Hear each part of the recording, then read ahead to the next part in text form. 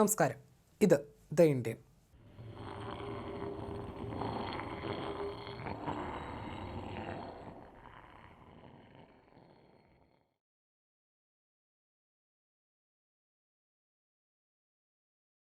Indian സൈന്യത്തിൽ ആയുധങ്ങൾ പോലെ തന്നെ വാഹനങ്ങൾക്കും വളരെയധികം സ്ഥാനമുണ്ട്. പ്രത്യേകിച്ച് ദുർഘടമായ സാഹചര്യങ്ങളിലേക്കൊക്കെ എത്തിച്ചേരുന്നതിന് സൈന്യത്തിനായി പ്രത്യേകം രൂപകൽപ്പന ചെയ്ത വാഹനങ്ങളുമുണ്ട്.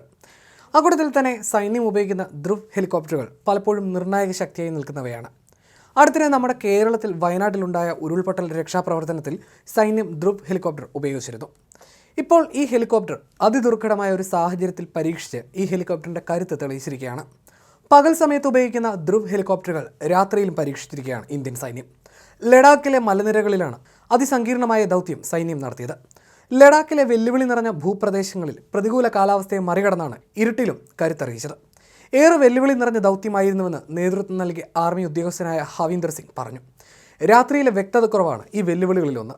താപനിലയും കാലാവസ്ഥയും വരും നാളുകളിൽ പ്രതികൂലമാകും.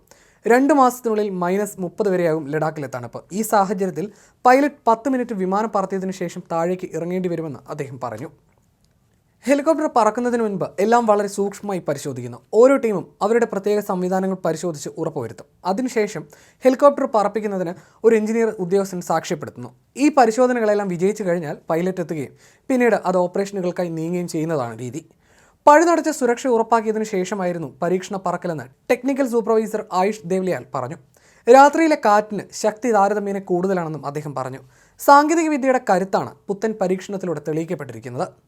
ഹിന്ദുസ്ഥാൻ എയ്റോനോട്ടിക്സ് ലിമിറ്റഡ് നിർമ്മിച്ച തദ്ദേശീയ എയർക്രാഫ്റ്റാണ് HAL ധ്രുവ്. സംസ്കൃതത്തിൽ നിന്നെടുത്ത വാക്കാണ് ധ്രുവ്.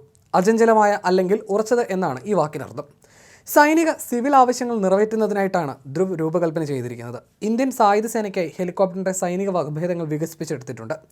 അതേസമയം സിവിലിയൻ അല്ലെങ്കിൽ വാണിജ്യ ഉപയോഗത്തിനുള്ള ഒരു വകഭേദവും വികസിപ്പിച്ചെടുത്തിട്ടുണ്ട്. നിർമ്മാണത്തിലെ സൈനിക പതിപ്പുകളിൽ ഗതാഗതം, യൂട്ടിലിറ്റി, നിരീക്ഷണം, ദുരന്തം ഒഴിപ്പിക്കൽ തുടങ്ങിയ വേരിയന്റുകളും ഉൾപ്പെടുന്നു. ധ്രുവിൻ്റെ പ്രധാന വകഭേദങ്ങളെ Dhruv MK1, MK2, MK3, MK4 എന്നിങ്ങനെ തരംതിരിച്ചിരിക്കുന്നു.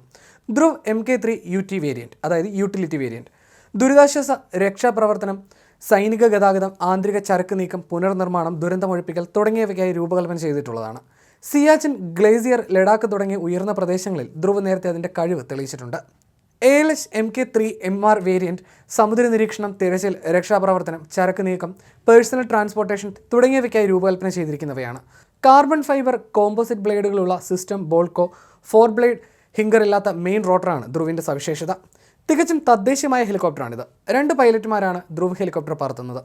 12 സൈനികർക്ക് ഇതിലിരിക്കാം. 52.1 അടി നീളമുള്ള ഈ ഹെലികോപ്റ്ററിൻ്റെ ഉയരം 16.4 അടിയാണ്. പരമാവധി വേഗത മണിക്കൂറിൽ 291 കിലോമീറ്ററാണ്. ഒരു സമയം 630 കിലോമീറ്റർ വരെ പറക്കാൻ കഴിയും. പരമാവധി 20,000 അടി വരെ ഉയരത്തിൽ പറക്കാം. സിയാച്ചിൻ, ഗ്ലേസിയർ, ലഡാക്ക് തുടങ്ങിയ ഉയർന്ന പ്രദേശങ്ങളിൽ ധ്രുവ് നേരത്തെ അതിൻ്റെ കഴിവ് തെളിയിച്ചിട്ടുണ്ട്. 2011 സിക്കിം ഭൂകമ്പത്തിലും 2013 ഉത്തരാഖണ്ഡ് വെള്ളപ്പൊക്കത്തിനു ശേഷമുള്ള രക്ഷാപ്രവർത്തനങ്ങളിലും ധ്രുവ് സജീവ സാന്നിധ്യമായിരുന്നു. 6 ആർമി ധ്രുവുകളും 18 എയർഫോഴ്സ് ധ്രുവുകളും ഉത്തരാഖണ്ഡിൽ അന്ന് രക്ഷയ്ക്കായി എത്തിയിരുന്നു. അവയുടെ ഒതുക്കമുള്ള വലിപ്പം, ചടുലത, 16 പേരെ വരെ 10,000 അടി ഉയരത്തിൽ വഹിക്കാനുള്ള കഴിവ്, എത്തിച്ചേരാനാകാത്ത പ്രദേശങ്ങളിൽ നിന്ന് ഒറ്റപ്പെട്ട ആളുകളെ ഒഴിപ്പിക്കാനുള്ള കഴിവ് തുടങ്ങിയവയൊക്കെ പ്രശംസിക്കപ്പെട്ടിരുന്നു.